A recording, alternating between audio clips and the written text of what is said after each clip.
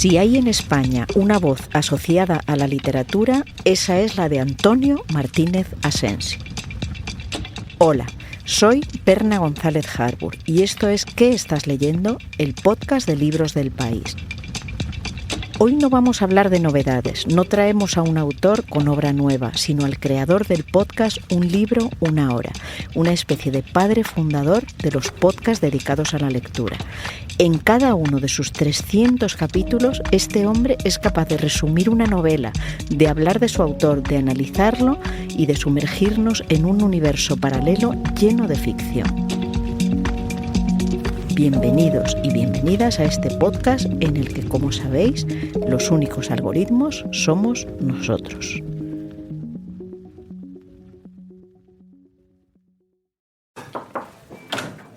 Berna, ¿cómo estás? Hemos llegado todos antes. No, todos prontito. Antonio. Pues muy bien. Oye, qué sitio tan bonito. Maravilloso. ¿No? Amapolas en octubre. Oye, ya sería ideal con un cafetito. ¿Nos lo traemos de algún lado? Te lo puedo poner aquí. ¿Sí? Así es de mágico este lugar. ¿Qué tal? Soy Laura. ¿Qué tal? Bienvenida. Encantada. Yo es que no sé trabajar sin un café. Pues aquí es donde se esconde la belleza de Madrid. ¿Por qué Amapolas en octubre? Porque es el título del libro del que sale la librería. Sí. La librería, antes de ser librería, es el escenario de una novela.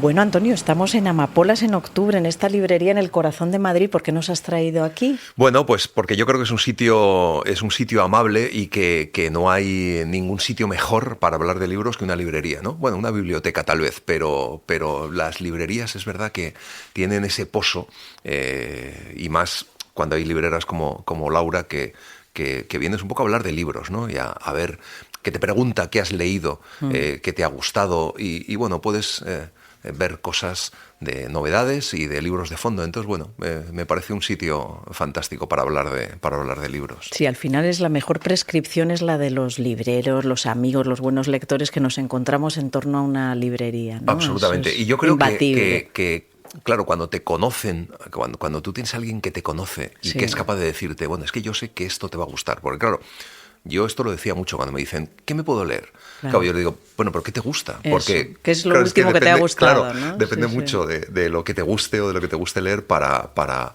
recomendar un libro u otro, ¿no? Bueno, pues ese es precisamente el sentido de este podcast, Claro. ¿no? El conocer qué leen nuestros autores, hoy tú, que también eres autor, pero fundamentalmente eres el creador de este podcast que todos seguimos, yo creo que todos los que amamos la literatura. Y vamos a hablar de estos libros, que sepan los oyentes que Antonio ha venido con un fajo aquí bien cargado de libros de los que vamos a hablar. Pero antes de eso yo quiero preguntarte varias cosas. ¿Cómo te hiciste lector?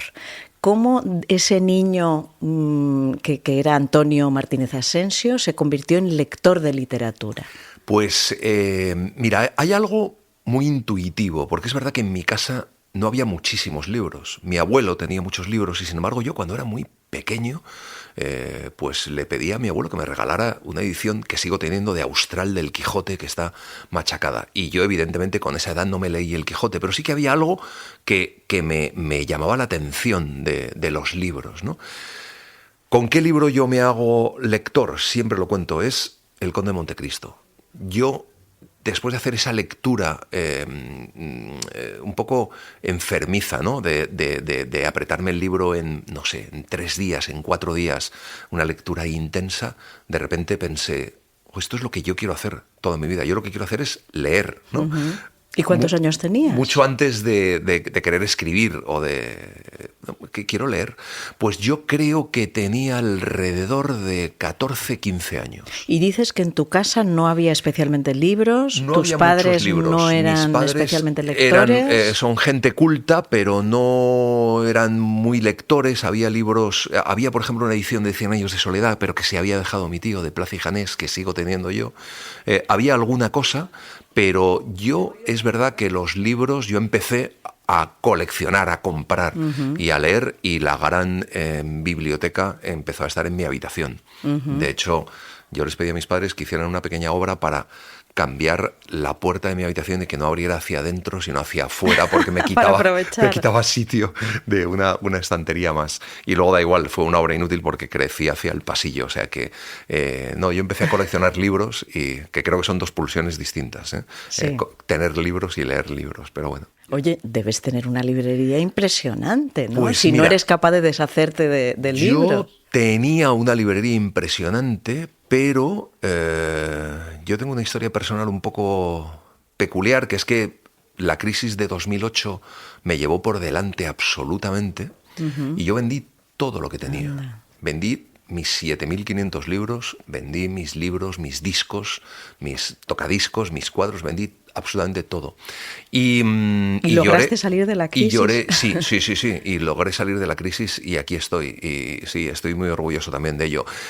Y lloré mucho, seleccioné 150 libros. Dije, bueno, me voy a quedar con 150 libros.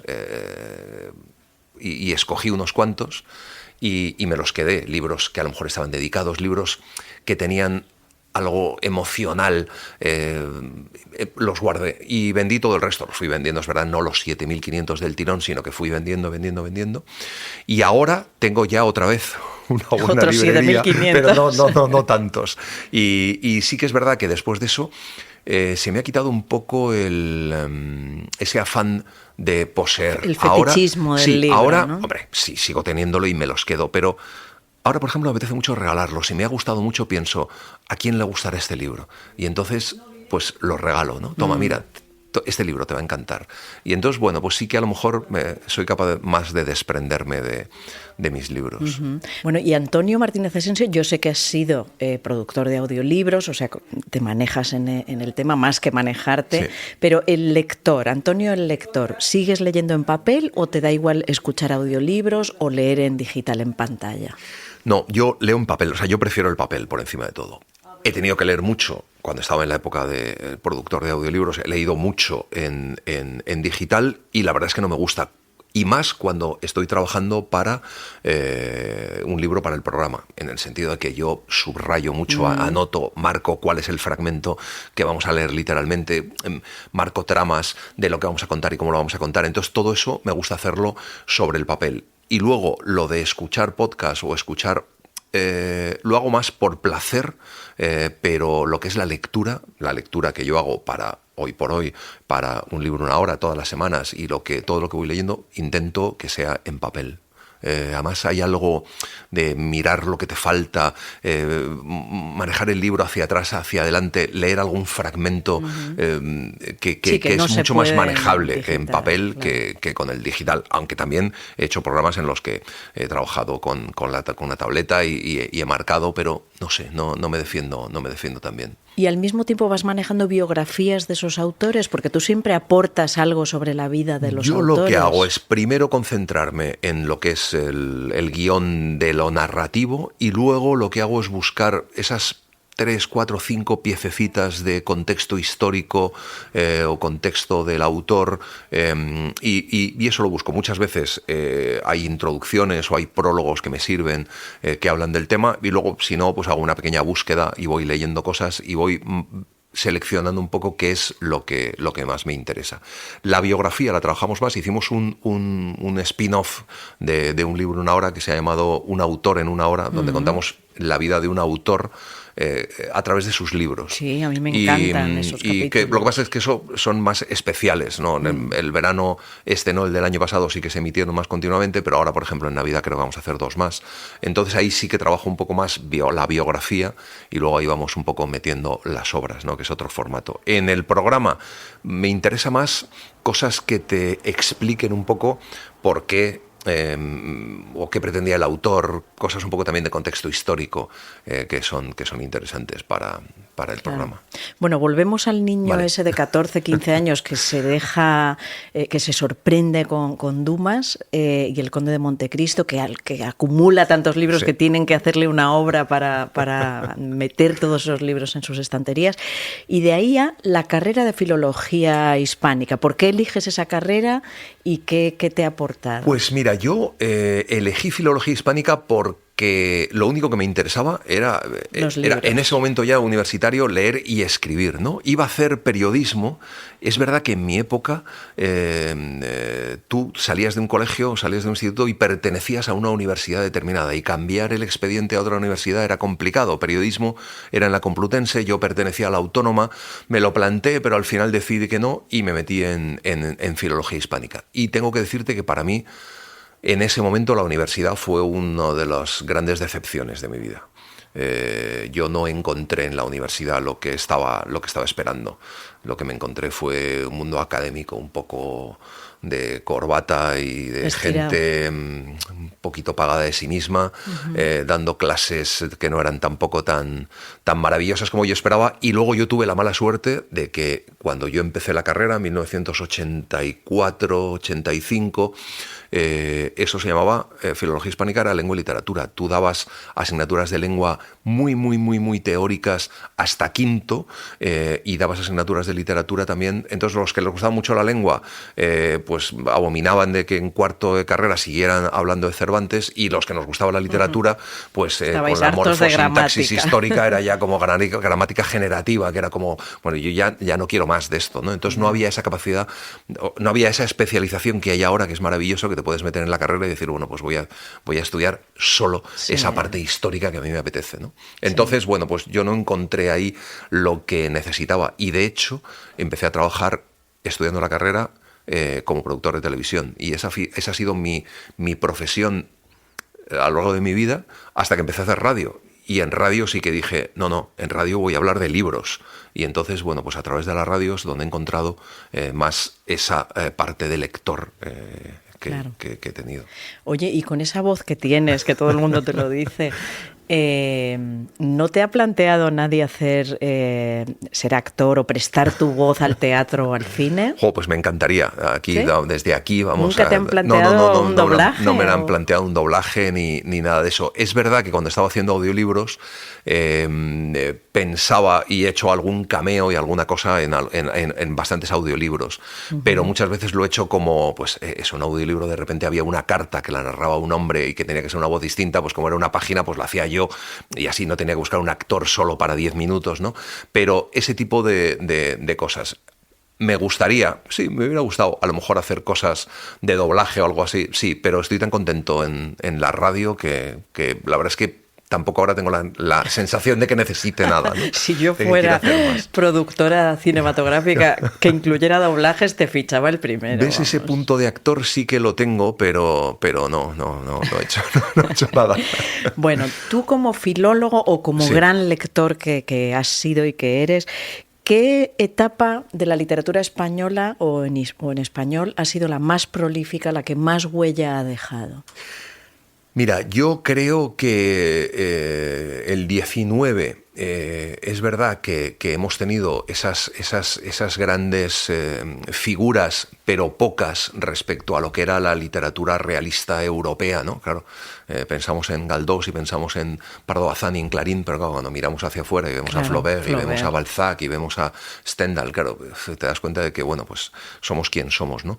A mí me ha apasionado mucho la generación del 98 y la generación del 27, ¿no? Que yo creo que son las dos grandes generaciones, aunque es verdad que al final he leído muchísimo más la generación de posguerra, porque también me ha apasionado esa generación, ¿no? que surge desde Camilo José Cela y toda esa generación, y he leído muchísimo digamos lo que era la literatura de mi tiempo, la nueva narrativa, que se llamó los primeros libros de Javier Marías, de Martínez de Pisón, yo me acuerdo del número 1 de la colección de Anagrama de narrativas hispánicas, que fue El héroe de las mansardas de Mansart, de Álvaro Pombo. Ese tipo de literatura, yo, bueno, pues era mi momento, era ese momento en el que yo tenía justo empezando la carrera, 18, 20 años, y claro, era maravillosa toda esa generación de escritores, Vila Matas, que surgió en el panorama español y que para mí la verdad es que ha sido muy excitante. Yo, si pudiera a lo mejor señalar una de entre todas, a lo mejor señalaría esa, que es la que fue un poco con mi tiempo, ¿no? Sí, eso lo cuenta estupendamente Martínez de Pisón, claro, en este libro reciente, en Ropa de Casa, Ropa de Casa, sí. Esa generación, esa el nacimiento generación, claro. ¿Y eso, qué ocurrió? Y él lo cuenta bien con esa relación con Anagrama, que fue tan fantástica, como Javier Marías, pero bueno, al principio, claro, estaban todos ahí, ¿no? Es que era que saliera un libro de Anagrama más de la colección, era un disfrute, que había, por supuesto, también otras editoriales, pero sí que se centró ahí y era toda una generación maravillosa. ¿Y hoy ¿Hoy ves alguna corriente? ¿Definirías de algún modo nuestro momento literario? Pues no lo sé, no sé qué decirte. Yo he estado tentado durante mucho tiempo. Yo pensaba que había una generación ahí alrededor de esa generación de Miguel Ángel Hernández, de Leo Cano, de esos escritores murcianos, y luego aquí estaba Elvira Navarro, estaba Nere Basabe. Había toda una generación que compartía un poco temas y cierto interés por una literatura un poco más que reflexionaba sobre la propia literatura, ¿no? Miguel Ángel Hernández, que en realidad con El dolor de los demás lo que está reflexionando sobre la utilidad realmente de la ficción o el ensayo, ¿no? Para contar una historia tan personal, ¿no? El nacimiento de esa autoficción, ¿no? Yo creo que ahí hay toda una generación, está Juan Gómez Bárcena también, que comparten un poco tiempo y... Pero lo dices como si fuera el problema algo es que fallido. el problema es que no lo veo, no veo que al final Cuaje. esa generación ha cuajado, sino que al final yo creo que también es un problema de perspectiva, de tiempo, ¿no? Que no sé si realmente comparten tanto. Son gente que son amigos, que han compartido tanto la autoficción como los temas, la edad, y que se han desarrollado alrededor también un poco de casi las mismas editoriales, ¿no? Está Florencia del Campo, gente que ha publicado en Candaya.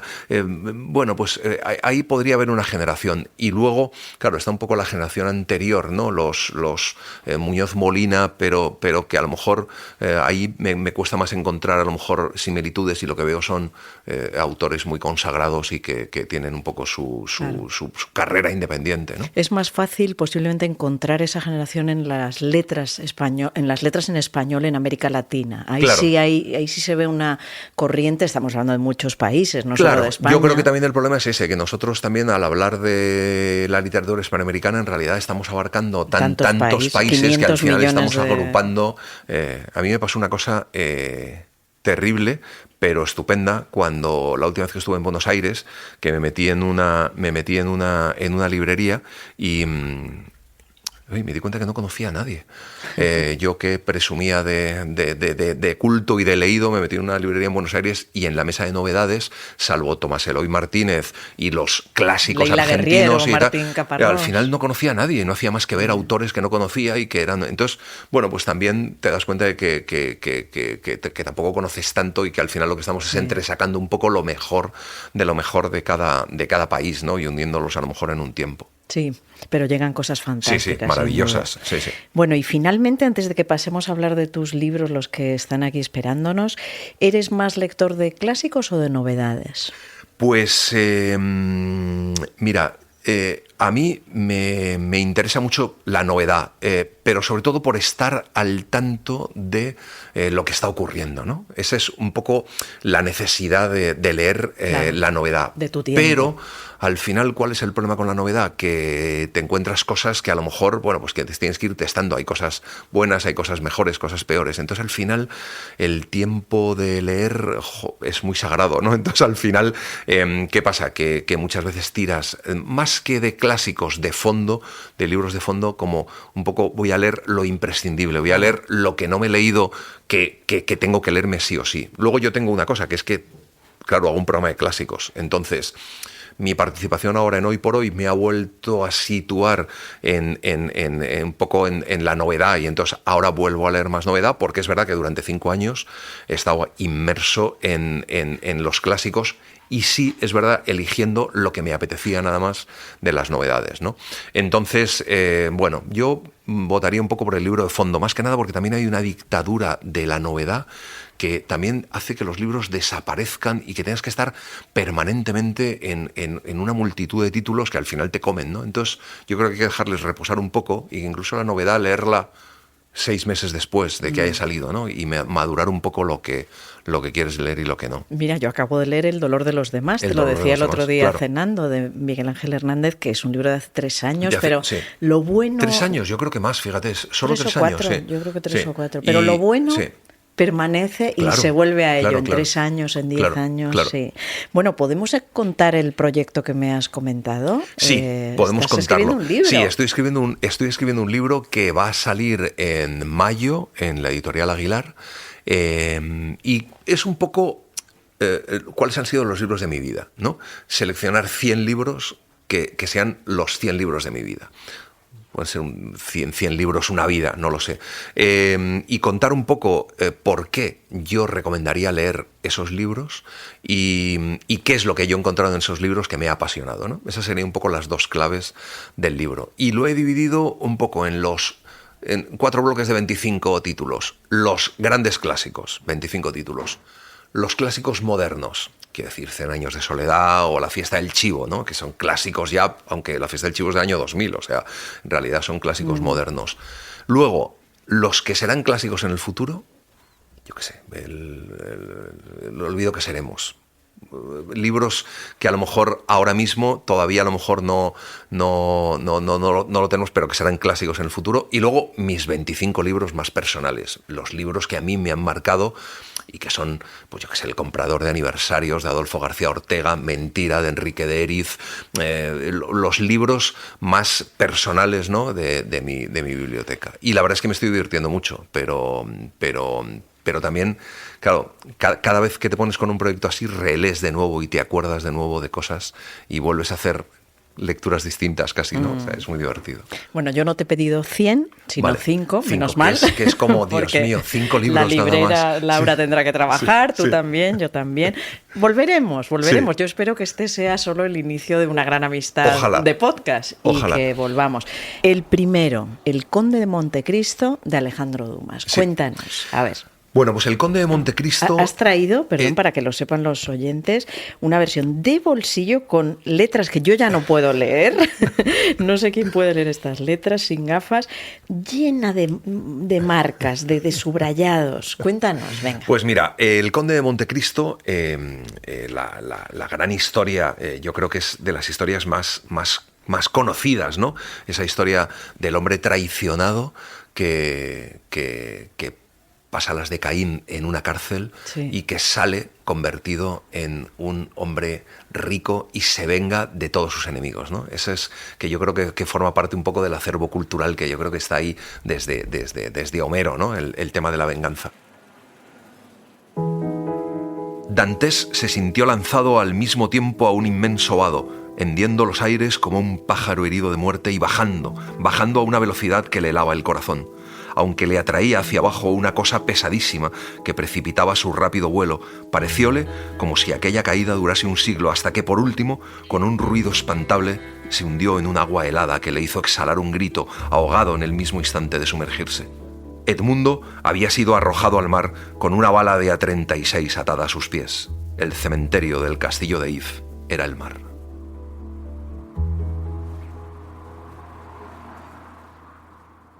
A mí me apasionó todo, me apasionó este personaje tan bueno, traicionado por amor, porque le traicionan dos personas, el que quiere casarse en realidad con su novia y el que quiere ser el capitán del barco al que a él le van a hacer capitán, ¿no? Entonces le traicionan dos personas y como el magistrado que le juzga resulta que tiene su padre un pasado napoleónico y entonces hay también una coincidencia, le meten en la isla de If y aparece uno de los grandes personajazos de la literatura, ¿no? El abate Faría, y entonces esa historia, mira, se me está poniendo la pielecilla gallina según te lo cuento, esa historia en la que él, encerrado en esa cárcel, aislado de todo, de repente escucha que hay alguien al otro lado y cómo intenta comunicarse con él, cómo logra comunicarse con él, y ese diálogo que se establece entre los dos, donde el abate Faría le enseña todo lo que sabe. Le enseña cultura, idiomas, protocolo, cómo comportarse, le enseña todo. Algo que él, realmente hay un momento que dice, bueno, todo esto no me va a servir para nada, pero estoy pasando el tiempo que paso en la cárcel maravillosamente en vez de estar encerrado. Le enseña todo. Y el abate Faría le dice, ya, pero hay un tesoro maravilloso en la isla de Montecristo que... te voy a contar dónde está, ¿no? Y cómo sale. Yo creo que no desvelamos a nadie si contamos que sale haciéndose pasar por el cadáver del abate Faría y cómo le tiran al mar, ¿no? Y esa escena maravillosa en la que él no sabe a dónde le llevan, porque no sabe cómo va a salir de ahí, cuál va a ser su cementerio, y descubre que el cementerio de la isla de If es el mar. Y como cae al mar, sale y a partir de ahí se inicia otro libro. Yo conté El Conde de Montecristo en 2 capítulos de un libro en una hora, porque dije, bueno, más o menos por lo que yo recuerdo de mi lectura de juventud, la mitad es la traición y la cárcel y la otra mitad es la venganza. No, la traición y la cárcel son 300 páginas y la venganza son 900 páginas de esta edición. Pero bueno, aún así lo contamos así. Y la segunda parte, claro, esa cosa tan elaborada que hace Dumas de contarnos cómo él desde el principio teje una venganza que sabe que se va a cumplir solo cuando ellos vivan la vida que él ha pensado para ellos, ¿no? Cómo les transforma la vida para que la venganza sea absolutamente terrible. Y luego, en el fondo, ese final donde hay una reflexión brutal sobre si la venganza tiene sentido, una reflexión sobre el bien y el mal, sobre este personaje que al final está por encima de Dios y del diablo, ¿no? Entonces, claro, es que lo tiene todo, es una novela apasionante. Y es verdad que es una novela dura, ¿eh? O sea, el leerla yo, esta segunda lectura que hice, no ha sido tan gratificante como la lectura que yo hice en mi juventud, ¿no? Claro, porque es una novela de descubrimiento, ¿no? Donde todo te va apasionando lo que vas descubriendo. Y aquí, bueno, pues he hecho una lectura difícil. Luego hablaremos de esas lecturas que haces en la madurez y que son tan diferentes de la lectura que haces en la juventud. Así que, bueno, esta novela yo creo que para mí, yo siempre he dicho que si alguien quiere aficionarse a leer, yo a lo mejor le recomendaría que hiciera lo mismo que yo. La has definido y sobre todo le vamos a añadir otra característica en la definición, que es que te cambió la vida, sí, que es lo que debe hacer un buen libro, ¿no? Que te cambia al lector. Y es de una... Yo la releí un poco este fin de semana, como sabía que nos ibas a hablar, y la verdad es que es tan prodigiosa esa pluma, esa narrativa. Sí. Y eso comparte también con Joseph Conrad, tu siguiente elección, El corazón de las tinieblas. Es también esa literatura rotunda. Rica.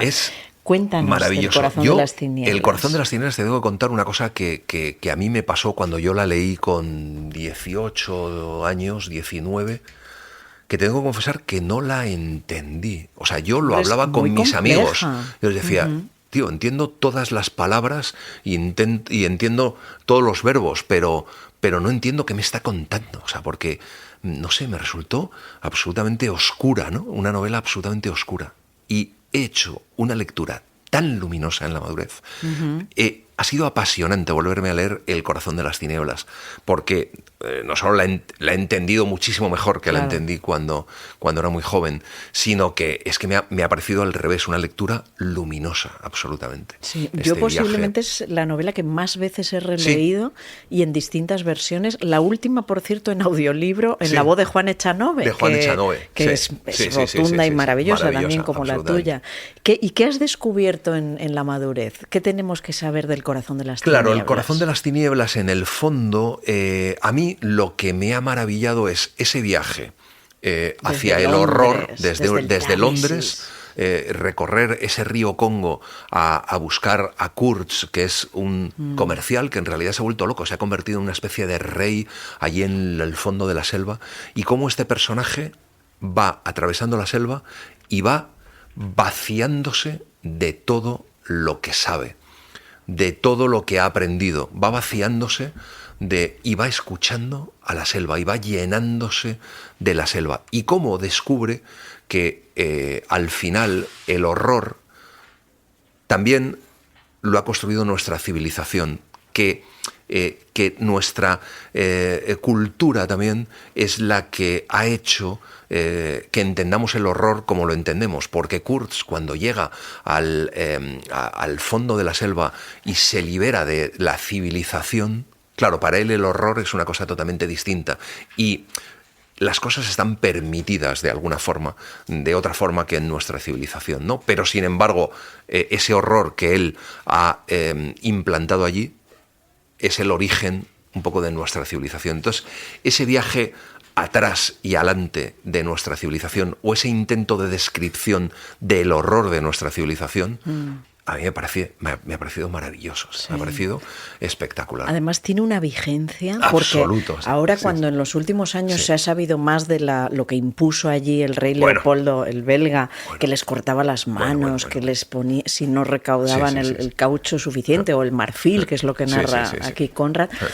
Entonces yo la he vuelto a leer muchas veces por eso, porque, Sí. porque nos conecta con el pasado, pero nos conecta con el presente de lo que somos en Europa, ¿no? Y en Absolutamente. África, ¿no? Y sigue pasando, bueno, podríamos hablar del corazón de las tinieblas ahora mismo en muchísimos lugares Claro. del mundo, ¿eh? O sea, Claro. que lo que pasa es que ese viaje, contar ese viaje y contar cómo llegas a ese fondo del horror, claro, Conrad lo hace sin contar tanto el horror, que lo cuenta al final, sino contando al revés, cómo se vacía de todo y cómo se llena de la selva, y eso es maravilloso.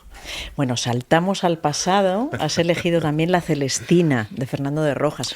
Mira, yo La Celestina, al revés que El Conde de Montecristo, fue tal vez mi peor lectura en el colegio. Es que es dura en el colegio, es claro, muy dura. Te hacen leer, ahora Claro. creo que se lee en primero de bachillerato, pero yo la leí también con 14 Claro, años es y muy me dura, horrorizó, entonces. o sea, no pude Sí, con sí. ella y me pareció un horror. Y yo he hecho La Celestina en un libro una hora. Y es el único libro que, porque nosotros digamos que lo que ponemos son fragmentos literales absolutamente de la obra, y con La Celestina lo que he hecho es adaptar y tratar de llevarme el castellano antiguo y modernizarlo Sí. un poco. ¿Por qué? Porque de repente descubrí que La Celestina es que es una obra también muy actual. La Celestina empieza con una escena de acoso. Que podríamos ver en cualquier momento ahora, o que muchas mujeres en la actualidad, cuando estamos hablando de eso, del acoso, como Calisto se encuentra con Melibea y la dice, le requiebra y le dice lo guapa que es y que no puede vivir sin ella, y ella le dice, oye, ¿qué pasa? Que no puedo salir a la calle sin encontrarme contigo y me estés diciendo todas estas cosas. Es maravilloso. Y luego es una novela que tiene asesinatos, envenenamientos con pócimas en las que una mujer se enamora por una pócima, tiene Trata. tiene una escena divertidísima en la que al final Calisto entra en la huerta de Melibea y Melibea ese primer día le está diciendo cómo le ama y demás, y hay un momento que se para y le dice, bueno, por favor, ¿quieres dejar de quitarme la ropa mientras te hablo? Y Calisto le contesta, bueno, es que para comerse un pollo primero hay que pelarlo. Dios mío, La Celestina, 1499, es que es divertidísimo.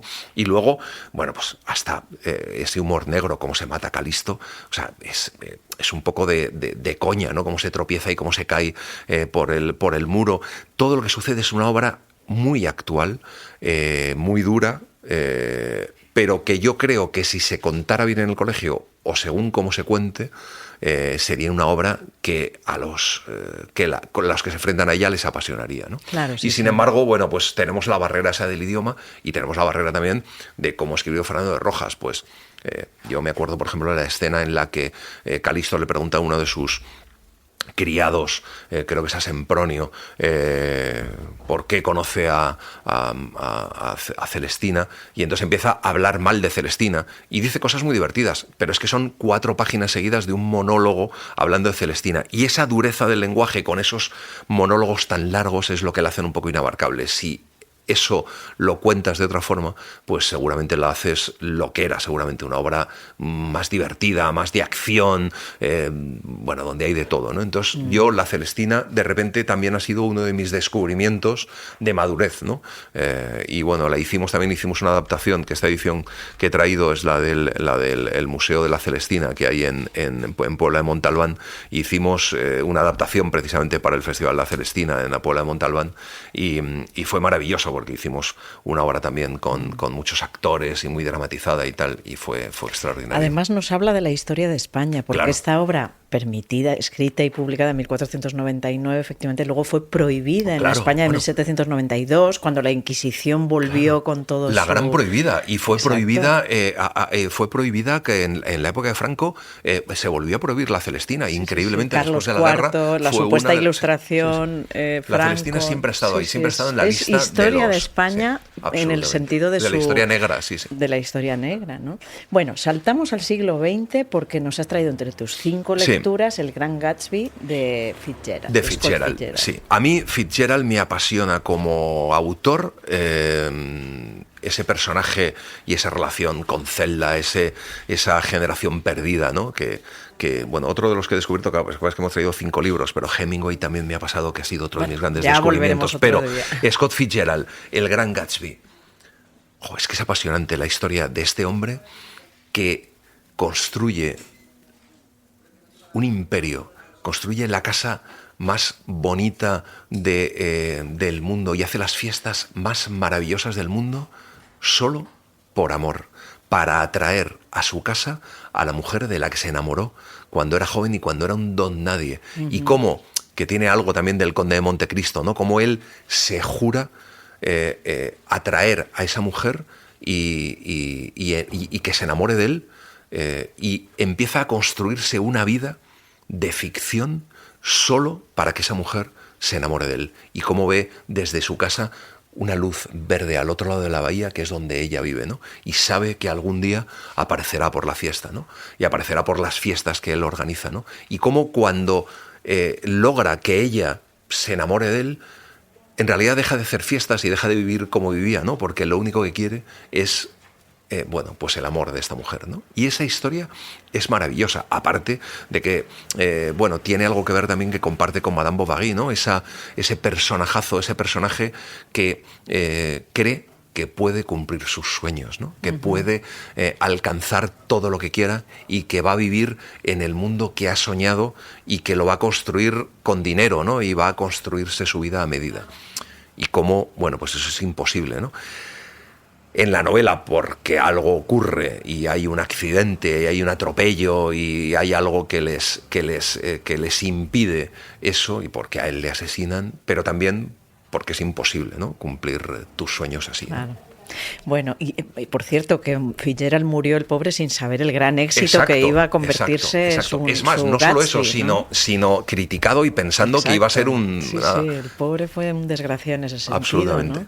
Bueno, y pasamos a Virginia Woolf. Diremos que hemos hablado de 4 hombres, yo siempre intento tener equilibrio, pero ya sabéis, oyentes, que en el mundo de los clásicos las mujeres los tenían muy difícil. Prácticamente ni se publicaban, ni se escribían. O estaban ocultas bajo nombres ¿no? Pero sí hombres. tenemos a Virginia Woolf y la señora Dalloway. La señora Dalloway, porque para mí ha sido otro descubrimiento cuando lo hicimos para Un libro, una hora. Tal vez también hace falta cierta madurez para volver a leer a Virginia Woolf.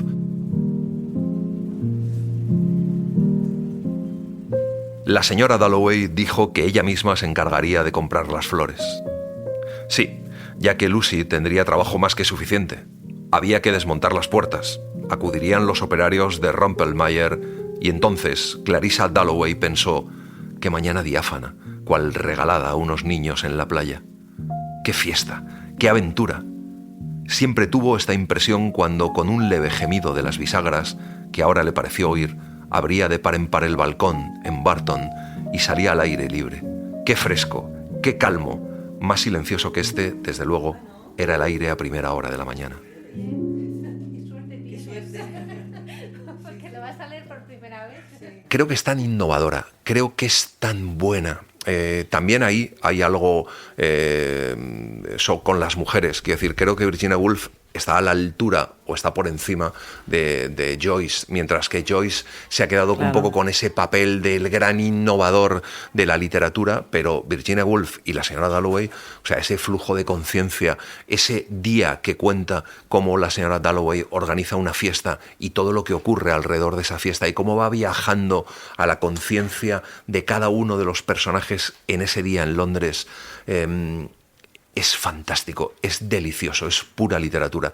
Y yo creo que Virginia Woolf cambió la literatura y la cambió también con otros miembros de su generación, pero yo creo que sobre todo Virginia Woolf, hay 3 libros que cambian un poco la historia de la literatura, ¿no? Con el Orlando. Que es maravilloso. Y también hay una cosa curiosa, que es que yo creo que la señora Dalloway es justo la mujer que nunca quiso ser Virginia Woolf. Entonces también hay algo sobre, evidentemente siempre de Virginia Woolf, sobre las mujeres, ¿no? A mí me parece deliciosa y yo creo que es una de esas lecturas que hay que leer en alto un poco, ¿no? Hay que disfrutar de esa lectura, volver atrás cada vez que te pierdes, saber en qué personaje estamos, qué está pensando y de verdad hacer ese viaje con ella de ese día, que en realidad es toda la vida, en la que nos cuenta Virginia Woolf. Es maravilloso. Fíjate, estoy pensando ahora que escribe, si no me equivoco, en ese flujo de conciencia que se llama, ¿no? Ese monólogo interior que Faulkner luego utilizó muchísimo, etcétera, y en ese sentido pues posiblemente fue una precursora, ¿no? Por eso tan moderna, y qué placer ver que ahora se recupera con tanto impulso, ¿no? Claro. Bueno, vamos a despedirnos, hemos hablado de los 5 libros, pero antes vamos a escuchar las recomendaciones de esta semana de Babelia. Hola, soy Jordi Amat, coordinador de Babelia. ¿Habéis notado el calor insoportable de estar en medio de un incendio? Yo no, por suerte, pero leyendo Los rescoldos de la culebra he tenido esa sensación de ver las llamas junto a mí, devastándolo todo. Juan Navarro, en cambio, sí estuvo allí. Escribió crónicas para El País, pero hizo más. Estuvo allí el verano del 2022, pero después ha vuelto. Como cuenta Leila Guerriero en Zona de Obras, un cronista es el que vuelve. Juan Navarro estuvo y ha vuelto diversas veces a esa región devastada de Zamora para ver cómo está el campo, cómo están los troncos ennegrecidos y sobre todo para conocer a la gente, entenderla y saber en qué situación viven después de esa tragedia. La constatación es que antes como hoy el país no está pendiente de esa españolacía.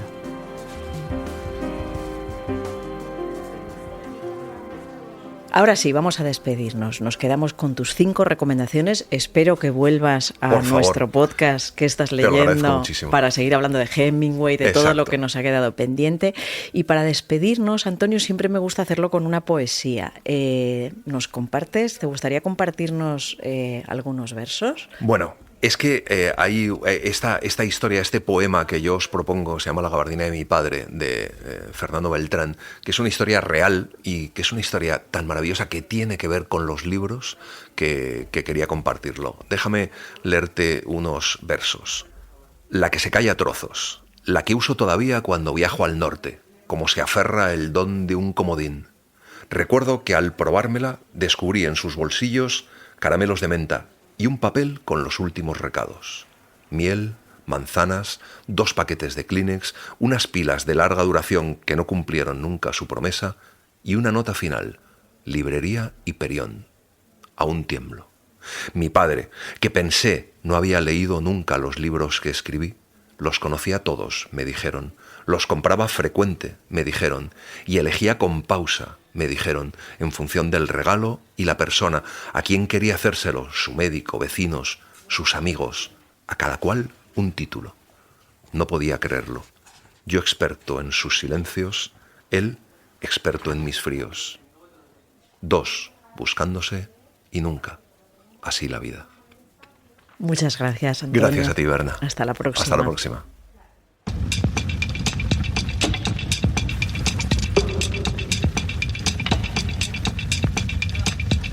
¿Qué estás leyendo? Es el podcast de libros de El País. Lo presenta y edita Berna González Harbour, con dirección de Silvia Cruz La Peña. La realización es de José Juan Morales, la edición de Ana Rivera y el diseño de sonido de Camilo Iriarte. Pronto volveremos con otro libro, otro tema y otro podcast. Gracias por escuchar.